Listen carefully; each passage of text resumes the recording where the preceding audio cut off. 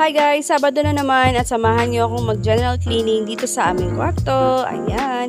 So yun guys, every week talaga ako guys naglilinis dito sa aming kwarto. Yun ay general cleaning na talaga. Pero everyday, lagi ko naman yung nililinis. Pero everyday din siyang makalat. And it's okay dahil na meron kaming dalawang bata dito sa kwarto namin.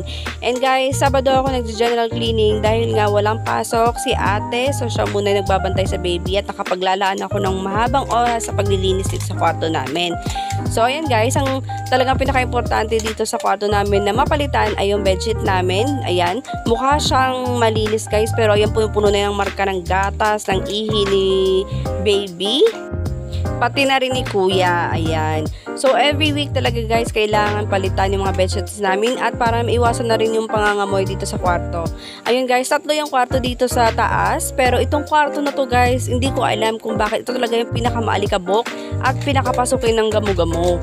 So, ayoko talaga guys, kaya kahit na mainit dito sa kwarto na to guys, ay nagpalagay kami ng screen. So, ayan, nilinis ko yung screen namin. So, ang plano ko sana ay walisan lang siya, tanggalan lang ng alikabok. Pero guys, nung nakita ko ay sobrang dumi na pala nito. So, every once month lang naman namin ito tinatanggal at nilalaban ko talaga siya guys at nililinis yung mga jealousy dyan. Baliktad yung paglagay nito guys kasi wala kasing akyatan doon sa kabila. So, hindi siya makakabit doon pakabila, palabas. So, ayan, tinanggal ko na siya guys and lalaban ko na siya mamaya. So, yun, every once a month din ako nagpapalit ng kurtina pero I'll make sure na binavacuum ko yan guys para matanggal yung alikabok dyan. But today, naisipan kong palitan na rin yung kurtina namin since 1 month na rin naman na siguro ito. Hindi ko na maalala. So, ayan. Tatanggalin ko na dyan guys yung screen namin. And anyway pala guys, pag naglilinis ako, sponge yung ginagamit ko para hindi ako masyadong mahirapan. So, ayan. Ako na lang guys yung nagtatanggal at naglilinis yan since kayang-kaya naman ng babae gawin yan. So, ayan. Mayroon lang akong screw and ayan, dadaling ko na siya sa kabila. At yan, nilabang ko na nga siya guys ng mano-mano. Dito lang sa banyo namin sa taas. Since wala naman tao dito sa kabilang kwarto at wala naman masyadong gagamit ng water. So, ayan, ginamit ko na siya. So, tapos din guys, tinanggal ko na itong mga kurtina namin at nagsimula na rin ako mang-agyo dito sa aming kisame na talaga namang kinakapitan din ng alikabok. Ayan, linis ko na rin itong mga naka-display dito sa aming malapit sa TV at sa cabinet ni Gavin at ni Baby. Yung maliit na cabinet na yan guys sa gilid namin ay cabinet ni Baby or drawer ni Baby. At dyan ko na rin nilalagay yung mga skincare ko para mas madali nga guys pagka naglalagay ako sa gabi. Para abutin ko na lang siya guys kasi since dyan naman ang pwesto ko sa pagtulog. So, ayun. And anyway guys, lagi ko talagang tinatanggal or inuusad itong mga kama namin at yung cabinet pag nagwawalis ako guys para talagang tanggal yung mga alikabok dito. Ano alam mo yung alikabok dito guys? Sobrang pino na talagang pagka hindi ka nagmas ay kinabukasan magkakasipon ka na agad.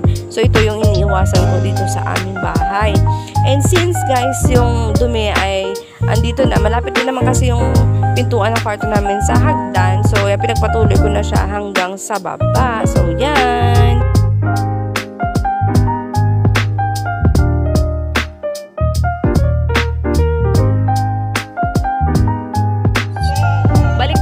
Kwarto guys, ayan, tuyo na yung screen na nilaban ko. Matagal na rin ng oras yan guys bago ko yan na kabit dahil guys, kumain pa ako niyan at natuyo na siya pagkatapos namin kumain. So ayan, magpatuloy natin ang paglinis sa pagtanggal dito sa kortina. Ayan, lalagay ko na siya sa labahin.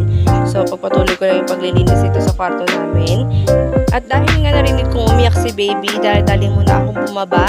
At sa time na to guys, wala pala si ate dahil umalis muna siya. So ako muna yung bantay dyan. At si Kuya Gavin niya lang yung bantay sa kanya. So si Kuya Gavin naman parang walang pakialam, yung si cellphone lang. So ayan, nung narinig ko nag-iiyak si Baby, so ayan, bumaba na muna ako at pinatulog siya. So naglaro-laro lang muna kami dito. And at napansin na nga ng Kuya Gavin yung camera kaya siya nagpakitang gilas. So ayan, pagkatapos iniwan ko lang dun guys si Baby na may dede at pinagpatuloy ko na yung paglilinis dito sa taas since baka naman abutin na naman ako ng ilang araw dito guys. Sa paglilinis talaga guys, inaabot ako ng ilang araw dito lalo pa pag walang bantay si Baby or marami talaga guys kailangan linisin dito. So ayan, naglagay na ako guys ng bedsheet namin. And yung bedsheet na to guys ay nilalagyan ko pa ng pin sa ilalim para talaga hindi gumalaw. So shout out sa mga nanay dyan na naiirita din pagka yung cover ng higaan ay lukot-lukot. Lalo na pagka magugulo yung bata. At lalo na yung asawa mo guys, napakagulo. So ayan, lagi ko guys naiipitan ng pin dyan. Safe naman yan guys dahil hindi naman siya nakakatusok dyan sa ilalim. Since tinatry ko talaga guys na maging safe naman ang pagkakabit ko ng pin dyan. So yan, red and or maroon yung pinaka theme ko ngayon sa kwarto namin. Naglalagay din pala ako guys ng soft na tela or kahit ano dyan guys sa headboard namin since yan yung pwesto ni kuya. So ayun, umiyak na naman si baby. So ayan, bumaba na naman ako at i-heady na naman itong si baby since wala na naman pakialam si kuya. So ayan, magpapakitang gilas na naman yung anak ko. Alam niya kasi guys, pag may camera, napaka-jolly niyan. So, ayan, padededein ko na muna si bebe and pinatulog bago ako magpatulog. So, yun na nga guys, dahil hindi na tumigil sa pag-iyak ito si baby, dinala ko na lang sila sa taas since medyo malinis naman na doon at hindi na siya maalikabok. So, ayan, para may pagpatuloy ko na din guys yung paglilinis doon at para matapos na din ako abutin ng ilang araw pa. Pero ayan, ang nangyari guys ay inabot din talaga ako ng isang araw pa bago matapos ito. So ayan, abangan nyo na lang, manood na lang kayo.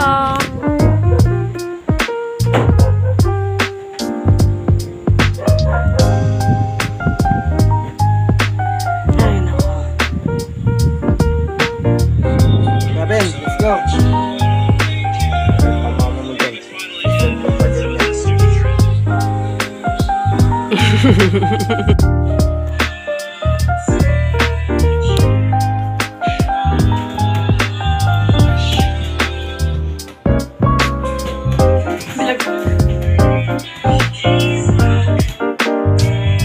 Open the door. Open the door. Put your cell phone down.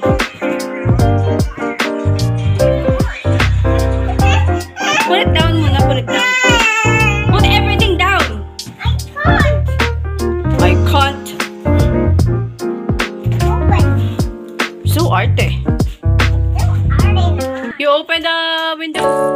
I was yours, you were mine, but it's time to say goodbye. Didn't know that the honeymoon's just a phase. Now I understand, I learned it firsthand with you. Thought it would last forever. Oh, you should have loved me better. Should have loved me better.